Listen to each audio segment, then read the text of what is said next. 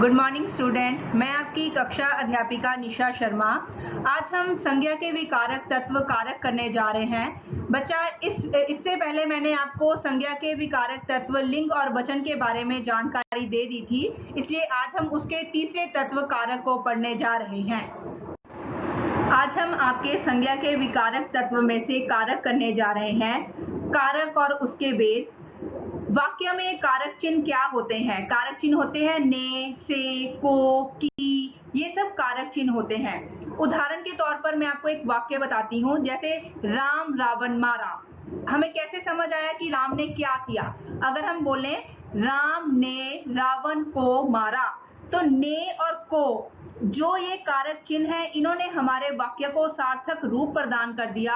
इसी के आधार पर जो हमारा वाक्य है वो सार्थक बन गया, क्योंकि हमें पूरी तरह से समझ आ गया कि राम ने रावण को मारा है। आगे कारक की परिभाषा। संज्ञा या सर्वनाम के जिस रूप से उसका संबंध वाक्य में क्रिया तथा अन्य शब्दों के साथ जाना जाता है, उसे कारक कहते हैं।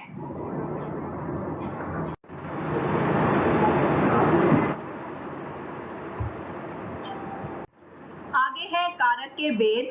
कारक के 8 भेद बताए गए हैं और इन भेदों को, जो कारक के चिन्ह होते हैं, उनको परसव या विभक्ति चिन्ह भी कहते हैं।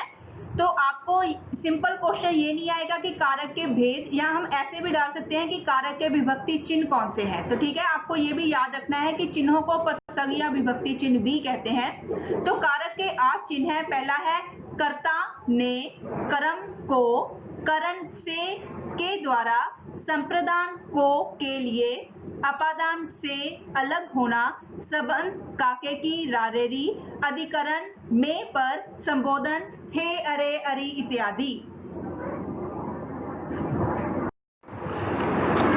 सबसे पहला है कारक चिन्ह।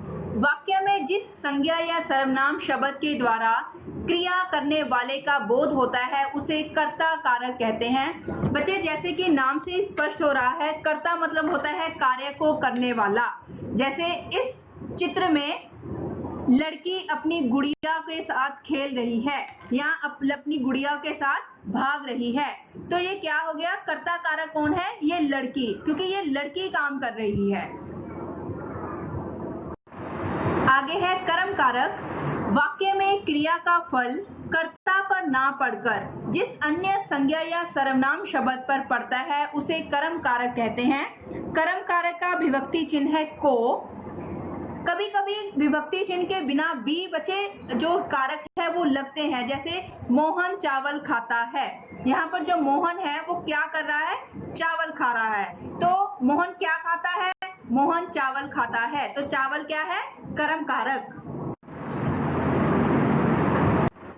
अगला कारक चिन्ह है करण कारक। क्रिया को करने में कर्ता जिस साधन की सहायता लेता है, उसे करण कारक कहते हैं। जैसे शीला साइकिल से स्कूल गई, इसका विभक्ति चिन्ह है से या के द्वारा। शीला अब किससे स्कूल गई है? साइकिल से। ठीक है, दूसरा एग्जाम्पल मैं आपको देती हूँ। पत्र के द्वारा सूचना मिलते ही वह आ गया।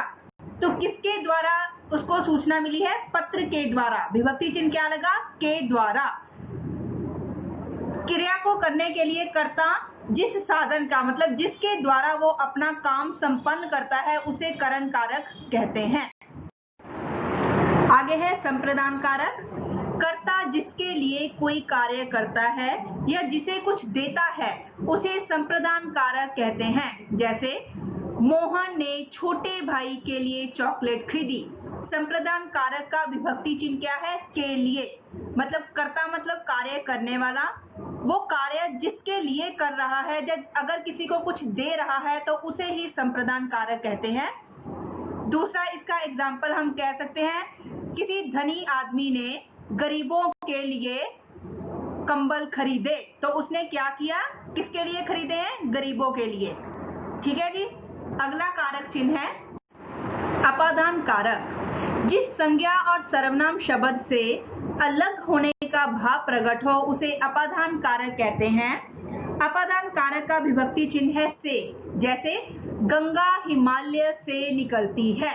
ठीक है, तो क्या हो गया, से क्या लग गया इसका, विभक्ति चिन्ह। दूसरा बच्चे, इसमें अलग होने का भाव, किसी से दूर होने का भाव, कोई घृणा प्रकट होने का भाव भी आता है। जैसे पेड़ से पत्ता गिर गया, तो क्या हो गया, जो पेड़ से जो पत्ता था वो अलग हो गया। ठीक है, तो वो किसके अंतर्गत आएगा, वो भी अपादान कारक के अंतर्गत ही आएगा।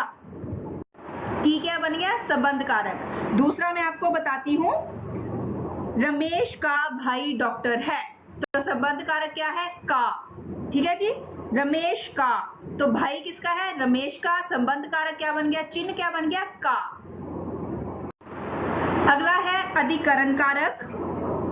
क्रिया के आधार, समय और स्थान का बोध जिस चिन्हों के द्वारा होता है उसे अधिकरण कारक कहते हैं। जैसे सरोवर में कमल खिले हैं, इसका विभक्ति चिन्ह है में। ठीक है, तो कमल कहाँ खिले हैं, सरोवर में। ठीक है, इसका दूसरा विभक्ति चिन्ह है पर।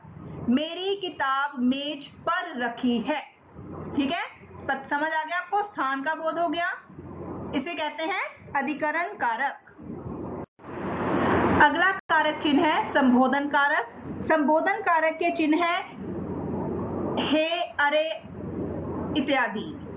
संबोधन का मतलब होता है किसी को बुलाना। जैसे जिस संज्ञा शब्द का प्रयोग किसी को पुकारने के लिए किया जाता है उसे संबोधन कारक कहते हैं। जैसे अरे मोहन इधर आओ, तो इसमें क्या हो रहा है, हम मोहन को अपने पास बुला रहे हैं, हमें उसका नाम नहीं पता या किसी का नाम हमें जब नहीं पता होता तो हम ये शब्द का प्रयोग करते हैं, अरे इधर आओ, ओ मेरी बात सुनो, तो इसे बोलते हैं संबोधन कारक। जिन वर्ड्स के द्वारा, जिन वाक्यों के द्वारा, जिन शब्दों के द्वारा हम किसी को पुकारते हैं उसे बोलते हैं संबोधन कारक। धन्यवाद।